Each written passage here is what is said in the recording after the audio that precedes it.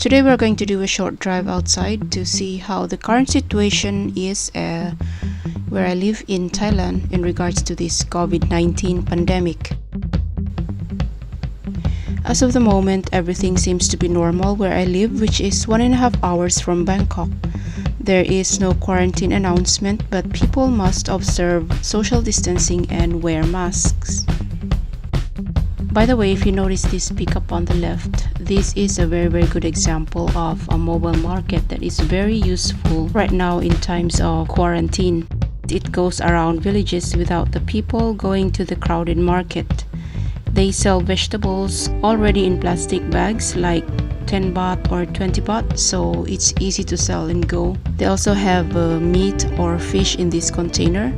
And this is not new though, they have been doing this for many years already.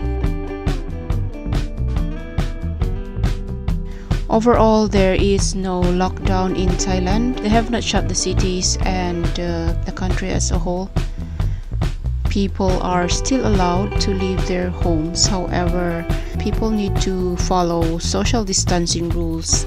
If they don't, they will issue a full lockdown and a 24-hour-a-day curfew.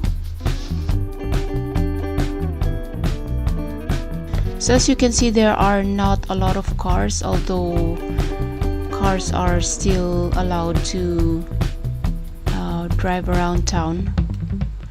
All schools have been closed, but establishments like restaurants and the markets and other businesses are still open. Although people are allowed to leave their homes, the government has emphasized on self-quarantine and social distancing as a habit. Therefore, you won't see a lot of cars or people as compared to before. There is also no panic buying as there are a lot of stocks in the supermarket. In Thailand, they didn't issue a national curfew or lockdown of cities. However, if a city needs to be locked down, it will all depend on the provincial governor to set their own rules. If you go outside town or in the borders, there are health road checkpoints. I'm now in the middle of the city, so there are no checkpoints. But if you go like outside here, like in the borders, there are health road checkpoints all over Thailand. People can still travel in between provinces, but as long as there's a good reason for it. People traveling for leisure, like going to the beach, of course, is prohibited.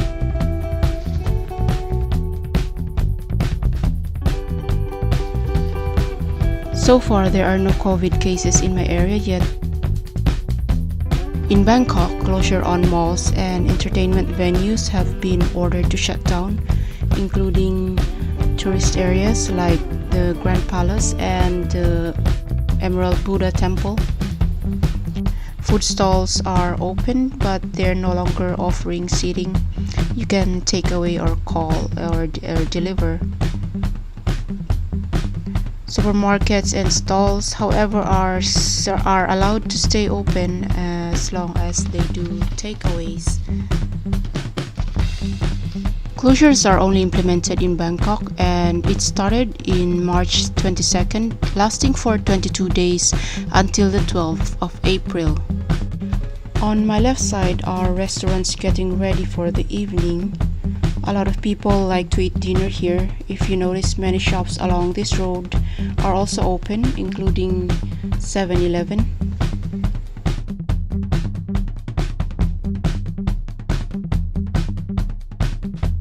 Many people have already left the city about 2 weeks ago to go to their own provinces. People are still allowed to travel but must book in advance since buses, vans and trains are only allowed to sell 50% of their seats. International flights, however, are suspended in Thailand. The land and sea and air travel into Thailand are denied with the exception of goods transport, diplomatic missions, and Thai citizens. Foreigners, however, like Filipinos who have work permits and health certificates, are still allowed to enter Thailand. I've heard that you also need to have insurance. So right now we are at Big C supermarket, big supermarket in Thailand.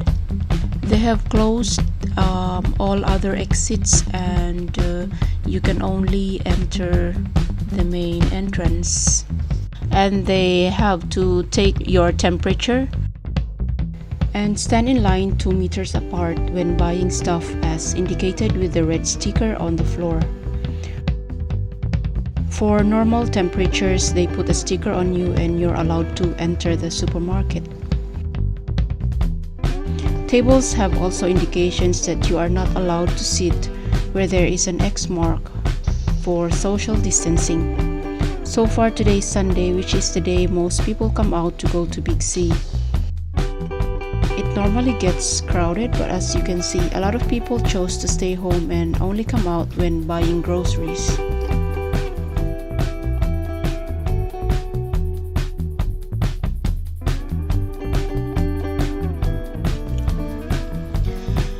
The general situation as of March 30, reporting from the Center for COVID-19 Situation Administration, says the total number of infected is 1,524, with 136 new cases and 9 deaths. The recent increase has to do with outbound movement resulting from the closure and restrictions of operations in Bangkok and other provinces such as Phuket. The key areas of infections include provinces such as Sa Kaeo, Ubon Ratchathani, Chonburi, Phuket, Krabi, Yala, and Pattani. Currently, 54% of infections is in the countryside, while 46% is in the Bangkok area, and places second in ASEAN behind Malaysia. Based on infection rates so far, it might reach to 10,000 cases by the end of April. In regards to OFWs in Thailand, a lot has been having problems due to visas. Borders have closed, which is needed to get working visas. English teachers who are on a no work no pay contract are also affected since all classes are cancelled. Nevertheless, there are some who do online classes to substitute for these. A lot of Filipinos have also cancelled their flights as some schools have decided not to employ them again if they go out of the country.